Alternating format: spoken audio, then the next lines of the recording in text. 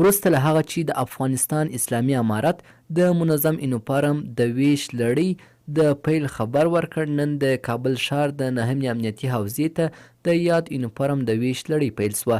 د 9مې امنیتي حوزې امیر دوست محمد ثابت په مراسمو کې وایي چې یونیفورم د هر نظام ترجماني کوي او له خپلو مجاهدینو یې وغوښتل چې له دغه یونیفورم نه ناوړه استفاده ونه کړي. دا یونیفورم چې هر چا په تن وي دا ترجمان د هغه نظام دی. دا یونیفورم چې چا په تن وي دا سمبول دغه نظام دی. نو مجاهدینو نو که تاسو کردار د تاسو اخلاق د تاسو عمل کردار په دغه درشي کول نو دا د امارت ترجماني کوي، نو تاسو به کردار او سلوک او عمل به ټول څنګه وي په اسلامي چوکاټ کې برابر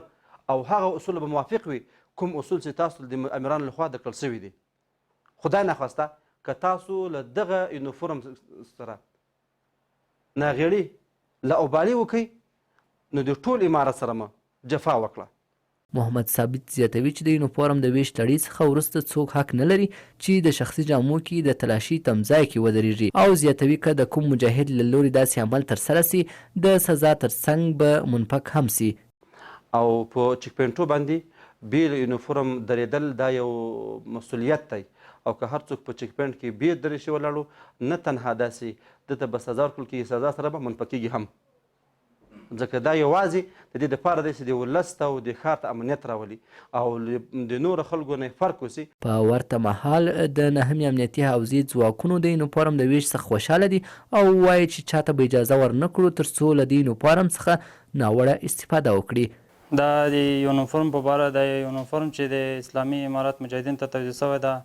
موږ له دې نه ډېر خوشحاله یو او د دې نه پوره ساتنه کوو او چاته اجازه نه ورکوو چې له دې یونیفورم نه غلط استفاده وکړي. والحمدلله لکه څه رقم چې موږ ته د عمراو لخوا مخکې امر ولو، موږ اوس هم په هغه امر باندې ولاړ یو او هغه امر ته موږ غاړه ایښې ده، ځکه چې زموږ هر څه د الله دپاره دی، که زموږ دوستي ده او که زموږ دښمني ده. نور به موږ د دې فورم پوره حفاظت کوو، پوره ساتنه به یې کوو، چاته دا موقعیت نه ورکوو چې نور له دې فورم څخه غلطه استفاده وکړي. د یادولو وړ ده چې په 9مه امنیتي حوزه کې د یونیفورم د ویش لړۍ پر داسې مهال پیل کیږي چې تر دې وړاندې خلکو د اسلامي امارت ځواکونو د ځانګړي یونیفورم غوښتنه کړې وه.